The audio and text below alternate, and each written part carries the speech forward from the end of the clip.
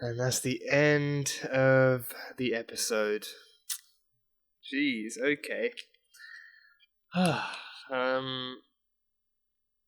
Wow, so plenty. I've got a page full of shit to talk about for this episode, which is always a good sign. Always a good sign. Some of it's just kind of not really much, but other stuff is actually something worth talking about. So, yeah. So where do I start? So the Speltzer stuff was just another kind of continuation of Deborah and Dexter's conflictions with this whole Dexter killing people thing.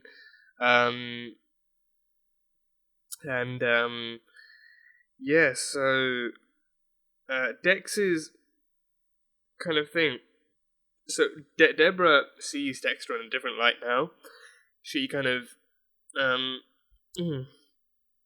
pardon me. She sees Dexter in a different light now. Now that he's now that she's aware of the fact that he kills people, and not only that he kills people, but that he's been doing it for much longer than she was originally aware of. Like, she walked in on him killing Travis, but it stretches far beyond that, and now she's like, the more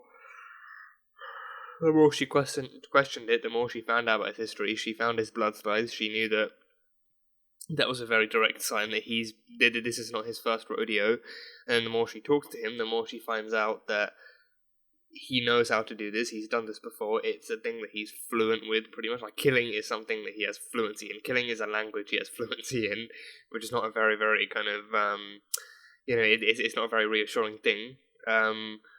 But, like, the more she's gone on, the more she's tried and wanted to be able to understand his process and the way and reason he does things. But the more that, she's thought about this from, like, a law enforcement perspective, she's thought about it from, like, a regular, average Joe human perspective. And from both those perspectives, it's like, she should be, she should be, and she is horrified and shocked by this, and she's unable to process this in any way. But it's also a case of, like, it's also a case of, like, him being able to defend himself so adamantly, and him being able to defend himself so eloquently. It's just a fact that, she's on the one hand, she doesn't really. I mean, she does kind of see him as crazy for wanting to defend this, but also like the way he explains things, the fact that he explains things so clearly. But given who she is and what she does and the way she thinks about the way she sees the world, it's just hard for her to actually grasp that kind of concept. The fact that you could kill someone and see it as a good thing, like no matter what they've done, you could kill someone and see it as like an actual justified thing, and see it as like like a fair play type of thing. And I think it's especially made more complicated by the fact that Dexter doesn't kill petty criminals. He doesn't kill burglars or thieves or people who rob someone and broad daylight. He kills people like him. He goes after serial killers. He goes after murderers and rapists and people who explicitly and thoroughly and so directly breach another person's human rights. But someone who takes away like someone else's life or their innocence or their whatever, like someone who's so innocently what's the word, violate someone in that way, because his childhood, his life, like at this point, is something born of violation, and so he wants to fight to prevent anyone else's violation, from anyone else from being violated, or and like more and more people from being violated. So he takes away, he knows the damage caused by the people who killed his mother and took her away from him. So he wants to avoid anyone else feeling that stuff. So he uses that kind of thing to justify him doing this. But the way Dex sees it. The way Deborah sees it, it's just a matter of he goes on, but he kills people. That is not how we do things. That's not how, as a member of the police department, it's not how it's not the way he should do things. And even him being a part of the police department, even him being a blood spatter analyst, it means that he knows how to clean up the crime scene. He knows how not to leave evidence behind. He knows how to make it look like an accident or look a certain way. But I mean, even when he kills people, he doesn't leave stuff behind to be found. Unless he knows that's the way to do that. Unless he knows that unless those situations come where he needs to get the police away from his trail. Or away from the victim, he when he wants to claim a victim, he wants that victim. So he wants the police to he wants to get to them before the police does, so he can easily set other people up as crime scenes. so that, he has more time and more like a much clearer path to get to his people. So yes, I mean, the way she sees him is just that, you're killing these people and you're trying to justify it. Like, that's not how we do things. No matter how evil these people are, we have to make sure that we are better than them and that we don't stoop to their levels, which is fair play. But it's the fact that, you don't get to, from Dexter's point of view, you don't get to solve the problem. You don't fix the problem by playing fair. These are not people that play fair. It's like, trying to put out a fire with more fire. Like these people don't play fair. They don't care whether you do or not. All they care is that they have the upper hand on you and that they can actually, continue doing what they do. So the only way to put out the fire is to dunk a bucket of water on it. So, it's just it's doing a good job so far of actually showing those kind of conflicting perspectives and how Deborah and Dexter are like always at odds now with each other now that she's discovered this. So yeah, so that was cool.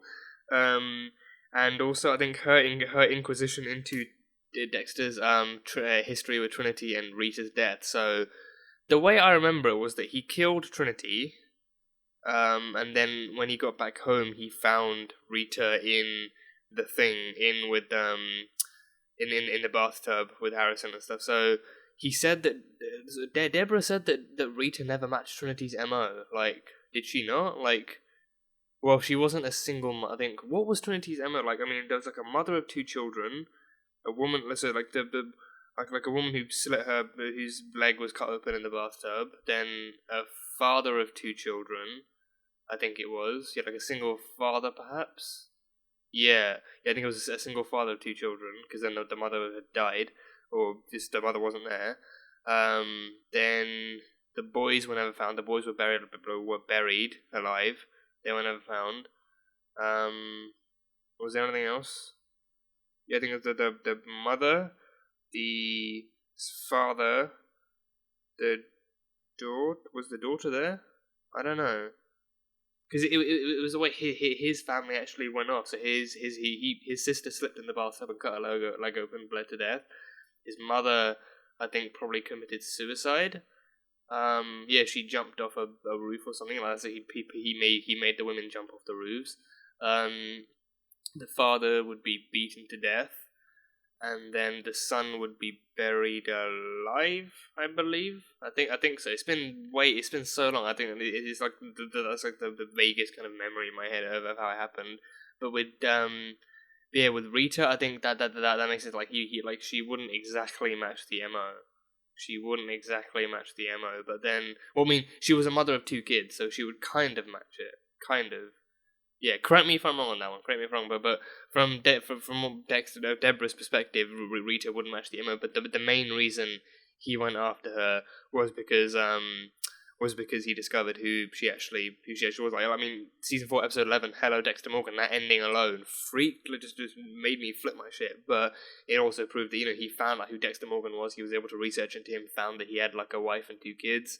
So he went after her as like one last kind of pre-death kind of present or like a gift for him, and he killed her the same way he killed all those other women. So yeah, but then Dexter saying that was his mistake. That was his mistake with Trinity. The fact that he didn't kill him as soon as he found him was true, and he was close. We saw exactly how close he got. We saw exactly how close he got to killing him. He was literally, following him up his driveway to his house with a syringe, and he was getting ready to do it. But then, as soon as he opened the door, he saw like his daughter running into his arms, and he saw through the window him walking into the living room. He had a wife and he had a kid, and he had a family. Like, he was a family man as well as a serial killer, which, funnily enough, exactly what Dexter was. And then from that episode onwards, we followed the story of Dexter realizing that this man was not only a serial killer, but he was also exactly like him. So he was like, wait, hold up. How does he do this? How does he balance this out? And like he thought, oh, maybe there's something I can actually learn from him before I kill him. Like, he was still going to kill him. But he was like, how does he balance this out? How does he make it work? And he doesn't. He realized he doesn't. Like, that was just one glimpse of his family. But then the more we got into it, we got to the Thanksgiving dinner episode, and we saw that, the family is extremely dysfunctional. Behind closed doors, the family is extremely dysfunctional and is tormented by Arthur. So, it's like, when he saw them through the window, and when he sees them at those kind of construction things that he did for the charity thing, like, like, they seem to be some happy, loving, cooperative kind of family, but then behind closed doors, his daughter would be locked behind bars and a barred up window, and then Jonah would just, take the brunt of his abuse. So he behind closed doors he was a completely different man, but then none of the family would actually speak out to anyone, and stuff like that would happen. So it was a very different thing, and because of that, it took Dexter more time to actually get to the root of what was wrong, and realized that he should have killed him before. And he even had a chance. He had a chance to actually let go of him when he was holding on to the side of the bridge. But then other people came on and saw, oh look, this dude's trying to save another guy. So they all helped him pull him up. So yeah, his first mistake was definitely sidelined by the fact that he discovered this new revelation about this guy, that he does exactly what Dexter does, except he seemingly manages to balance it out. But yeah, so he admitted that was his first mistake with Trinity, that he actually didn't get to kill him, that he didn't take the chance to kill him the moment he discovered him. But then in Deb's eyes, his mistake was being involved with Trinity in the first place, and he says that that's the reason he got involved with Trinity. The further along he went with that whole charade as Carl Butler, he eventually discovered him at Miami Metro as Dexter Morgan.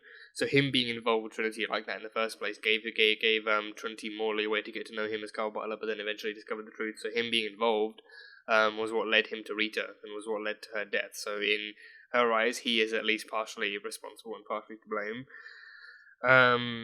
But yeah, and also like that other kind of inquisition that she had, that the fact that even then, the same time that the FBI and the Miami Metro were working together to track down Trinity, Dexter was doing his own little private investigation with him, and then of course in Deb's mind that brings up the question of how many other times have you been investigating the same people we have at the same time as we have, only to inflict your own justice? Like, how many times?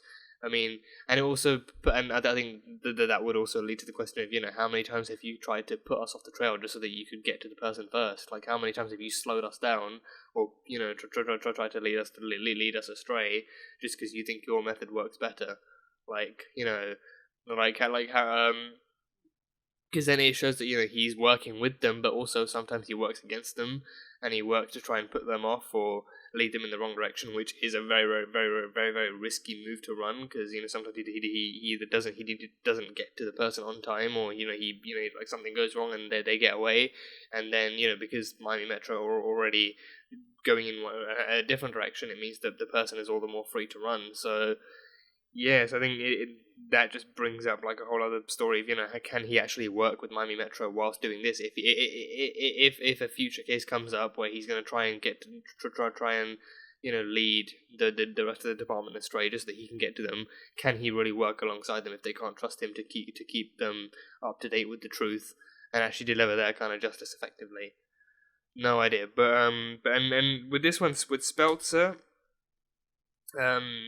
I thought the tape was going to be about police brutality, like that tape of them beating him. I thought it was going to be like, it wouldn't really make sense because he confessed, so police brutality wouldn't really, I don't really think it would stick as much. But then the other one, but then the actual problem was him actually not giving like a clear indication that he understood his rights, that he seemingly blacked out and he was like just all over the place. And to them, they could claim he nodded, but then there would be no official confirmation from him. So even if he confessed, he wouldn't be confessing to the right thing, or he wouldn't be confessing knowingly, but either way, he wasn't in their custody having agreed to it. He wasn't in full kind of control of his senses. He couldn't really process what was going on, so he landed in that situation completely outside of his control. So yeah, but so then like for all intents and purposes, the entire process, like he would have to be there within his own kind of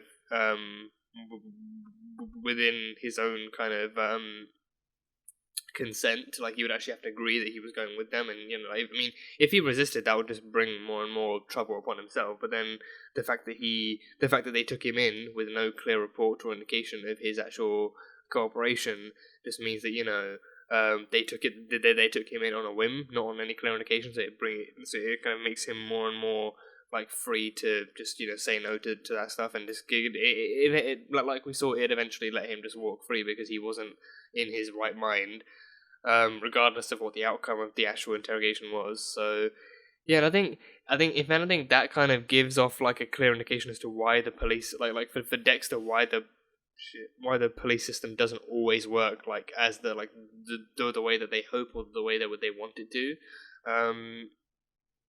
Simply because of the fact that like even the smallest slips like that, the smallest kind of slip ups like that, can let the people walk free.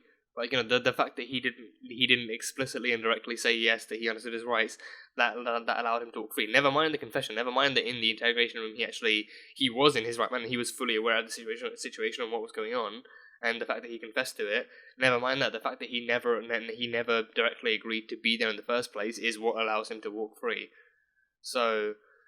And I think it kind of, I mean, it somewhat nullifies the whole thing of like Deb doing her best job of actually getting him to confess as well, like playing the whole Oedipal complex thing, and just him using his past traumas to torture girls. Now, like she did a great job with the interrogation, but then it nullifies it, knowing that there was never any point anyway. Eventually, he would have actually walked free. So.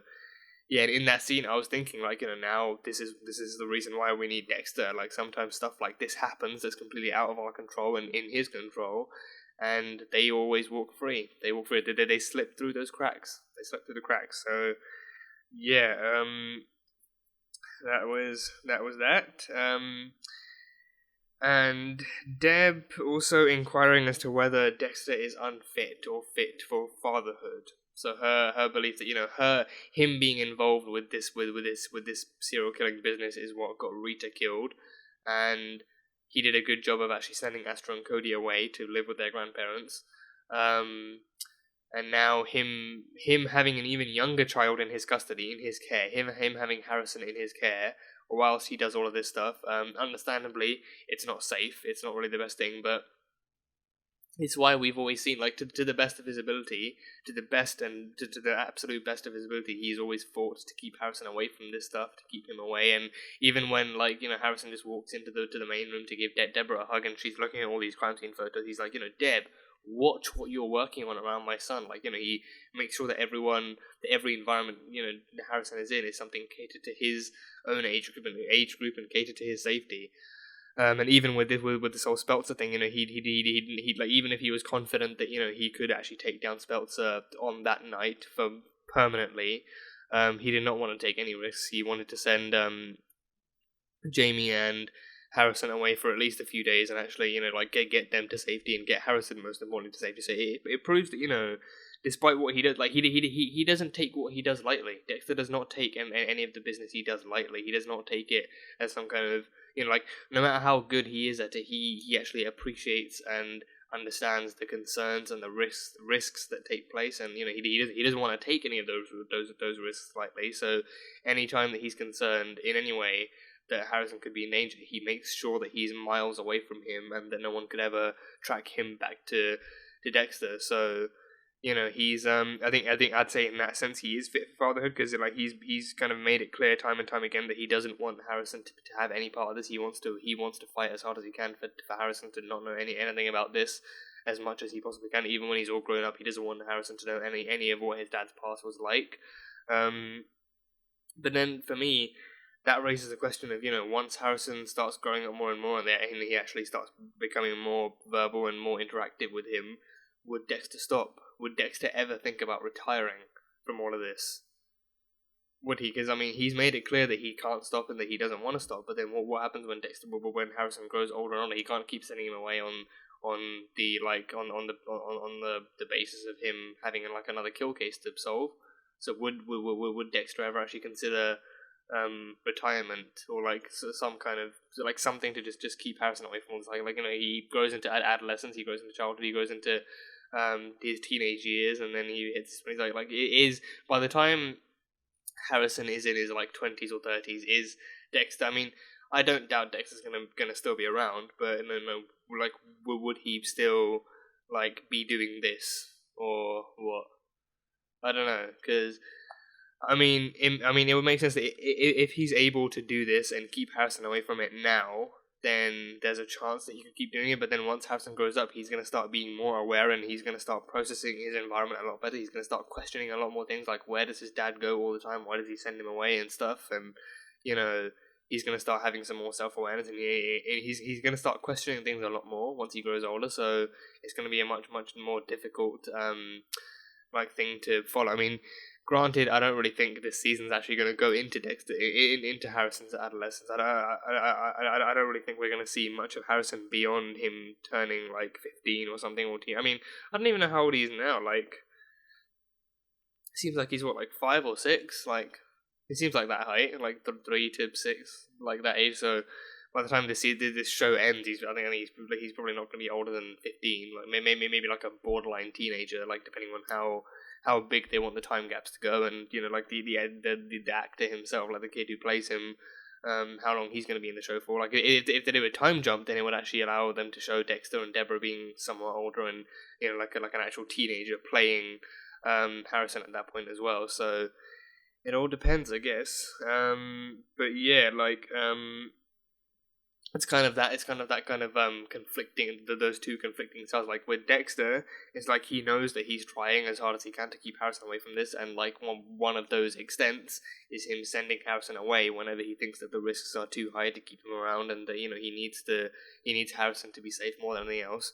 But then with Deborah, it's the fact that he's involved with this stuff in the first place, the fact that he's involved with killers, he goes after these people, he makes himself known in that sense. And then one day he might underestimate the actual gravity of the situation, and Harrison might be the one who pays the price for that. So yeah, that was that kind of stuff explored. We had more of Dex and Hannah. Hannah showed up at the police precinct to actually help them find more and more victims of Wayne's that were buried around. So she came by with Dex, and they had a nice little conversation, nice little interaction about her missing how she felt when she was with Wayne, and how what their past was like, and just a nice brief conversation between the two of them. So yeah, I think I was right. I mean, they are showing off more of Dex and Hannah, and I don't know how far they're going to go, but I think we may, I mean, once she actually gives up more locations of the victims, the ones she knows of, then I think we'll likely see a repeat of when they first had Wayne showing the police where the bodies were. There'll probably be another crime scene, or another woodland area or something, and Hannah will be instructing Masuka and Dexter or something on where the bodies are, and it will give them more chance to actually talk together and grow as well. So interested to see where they're headed. And yeah, I think it's just they get along in a pretty unique way. I feel just ever since him first fumbling with that little cotton swab thing, they've managed to actually talk to each other. For the most part, outside of these police things, for the most part, they just talk about their history, not even in a sense of actually solving the case, but just how they both feel about all this stuff, and how Hannah feels about her history with him. So it's a fairly pure interaction, fairly pure. So interesting to see where it goes. With that, we had Isaak. Isaak working to set up a new suspect for the police. With setting up the barman Alex. I thought it was going to be a case of them turning him in, them asking him to turn himself in as a suspect, and giving him a script or something to go off of. With him writing the note, I thought I was conflicted between it could be a suicide note, or it could be some kind of script for him to go down and to rehearse. So I genuinely thought, they're just going to ask him to turn himself in and confess to the murder, and then he gets jail time.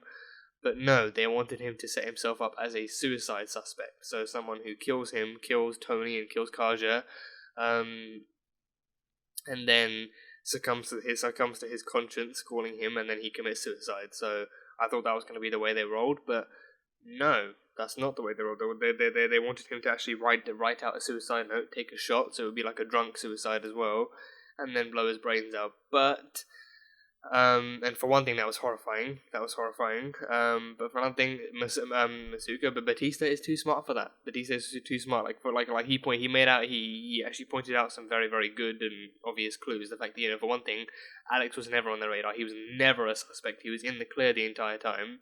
So conscience or not, he had no reason to worry. It would have made sense if he was one of their suspects and he was afraid of being captured for it. But he was like they never suspected. It's not even a matter of how good he was at killing Mike. And if he had killed Mike, it's not even a case of how good he was at killing Mike and actually getting away with it.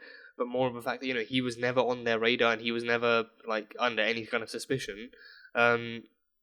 And he left the photos of his family up the entire time. So, any normal person who was struggling with that conscience, struggling with that guilt of having cheated or something, would put those photos away because they wouldn't be able to look at them anymore. But, even when Isaak was setting him up for the thing, he was like, look at your children. They look at you now. Do this for them. Do this for the good of their futures. And he was given a double-edged sword threat. He was faced with a double-edged sword. Either he kills himself and gives them what they want, or even like the manager dude at the foxhole said, we kill you and we kill your family, and we'll throw your wife and kids in the river. So either he kills himself and give them what they want, or he dies anyway, but then his family dies as well. So not a very easy position for him to take. But then for him, he's just a simple. But I feel even more sorry for him because he's a simple barman. He's just doing his job, trying to support his family as well. And then all of a sudden, his employer and his employer's employer comes into his house and tells him, "We need you to kill yourself for us." Literally, that's it. Literally, you could see the fear in his eyes building up as he realizes that this isn't some kind of friendly employer to employee visit.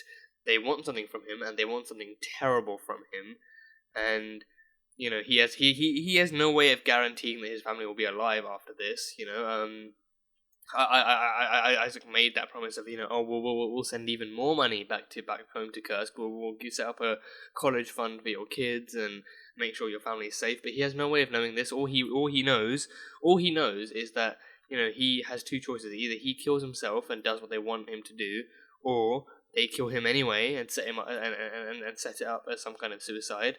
But then, because as punishment for not following their orders directly, he loses his family as well. So, but even with this, he has no way of he's killed himself, and he has no way of knowing if his family is safe or not. So, it's horrible. It's horrible. Isaak is a horrible, horrible man. So that's that. But we saw Isaak returning, I think it was to his apartment or to Victor's apartment, but we saw him returning to a crime scene, and finding, and him picking up that photo frame and taking out the picture with him and Victor in it. So him and Victor have history. I thought, at first, I couldn't clock it was actually Victor at first. I thought it was a picture of him and some other guy. I thought, oh, maybe it's his son. Maybe he has a family of his own. But no, it's him and Victor.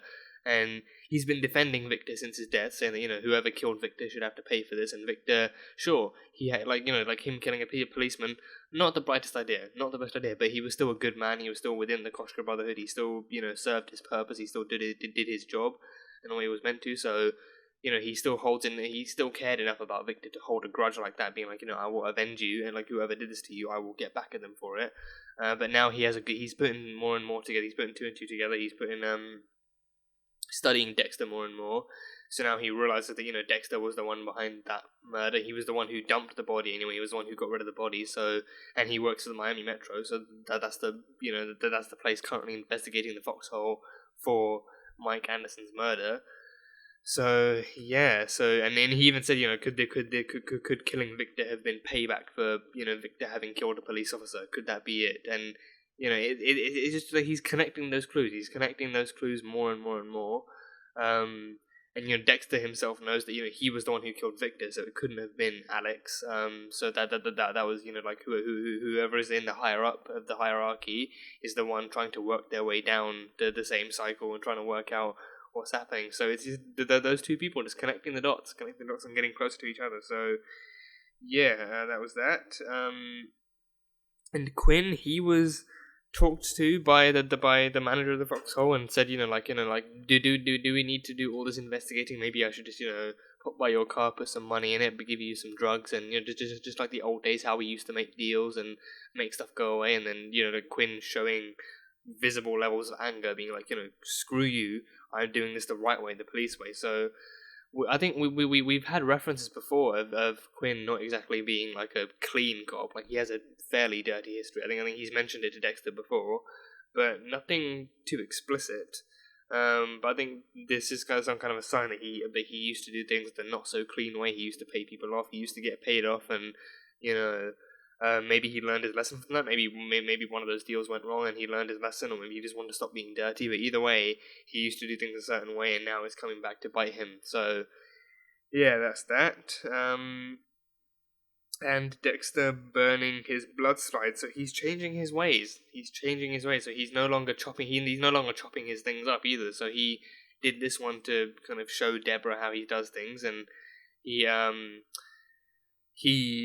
burned his blood. He got rid of his trophies. And I think that's a kind of like another thing to keep Harrison away from. Like, he keeps his blood slides in his home. He raises Harrison. He keeps it behind an AV, and Deborah got to it easily.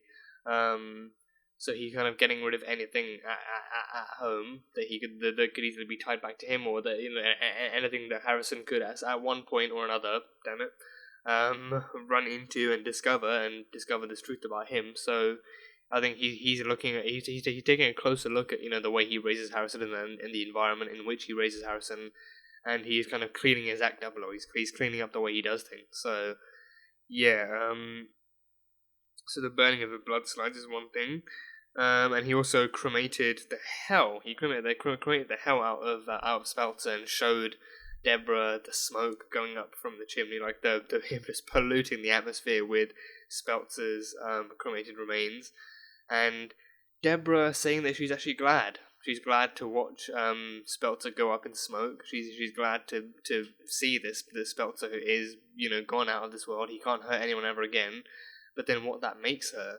Like she feels glad that she's watching another person die. I mean, granted, he by societal measures, he can't really be called a person anymore. He's a monster by all means. He's a monster. He's killed people, so he deserves some kind of payback. But the fact that she's actually happy to watch someone else die is like a kind of a whole other question. What does that make her? So I think we're slowly starting to see her move from rejection to conversion of sorts to acceptance, and now to her feeling somewhat the same thing that Dexter feels when he kills someone, like him being glad that a monster has been taken out of the world. So it's an interesting route they're going down. So yeah, that is pretty much all I have from this episode. It's an interesting route they're going down. I'm curious to see exactly how they actually measure all of this stuff, and how they actually go about teaching Deb more of Dexter's ways, and how they show us Dex actually dealing with his new ways, and what he's going to go about changing, and how he's going to go about changing it. But yeah, that's pretty much what I have. So we're looking forward to seeing Dexter and Isaak actually meeting. Isaak said he wants to meet Dexter, so we'll see exactly how such a meeting goes down and what they talk about. But yeah, that's pretty much all I have from this episode. So that was Dexter, Season 7, Episode 4, titled Run. So thank you guys so much for watching this video. If you guys enjoyed it, then salt and burn that like button. Comment on what you thought of the episode and what you think is coming up next in the season. The uncut reaction will be up on Patreon, so if you want to, then feel free to go check that out. And yeah, that's it. So, I will see you guys next time.